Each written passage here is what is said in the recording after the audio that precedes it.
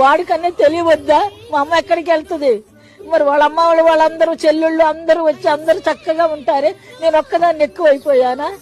నా ముఖం అంత అసహ్యంగా ఉందంట. నన్ను చూస్తే వాళ్ళకంటే బీపీ పెరిగిపోతుందంట. నన్ను చూస్తున్నంతలో అంత బీపీ పెరగాల్సిన వాళ్ళకి హార్ట్ అటాక్లు వచ్చి పడిపోతారంట, చచ్చిపోతారంట మొగుడు పిల్లలు. అంత ఇదిగా ఉన్నాను. నేనే పెంచాను కదమ్మా, నేనే పెద్దదాన్ని చేశాను కదమ్మా. తిన్నామో తినలేదు, నేను పాలిస్తే పెద్ద అయ్యాడు, నా పొట్టలో వస్తే పెద్ద అయ్యాడు, నా బ్లడ్ లోనే ఆడు బ్లడ్ తీసేయగలడా? నా బ్లడ్ బయటకు లాగలడా?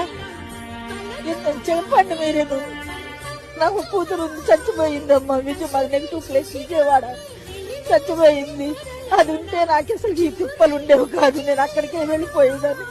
దీనికి ఒక చట్టం తీసుకురావాలమ్మ. ఏ కొడుకు కూడా ఇలాంటివి చెయ్యకూడదు. ప్రతి ఒక్క కొడుక్కి చెప్తున్నాను. దీని వెనకాల వాళ్ళ భార్యలు వాళ్ళ అమ్మలే ఉన్నారు. భార్య చెప్పుకోవాలిగా, మా అమ్మ ఒక్కడే ఉంది, మా అమ్మకి ఎవరు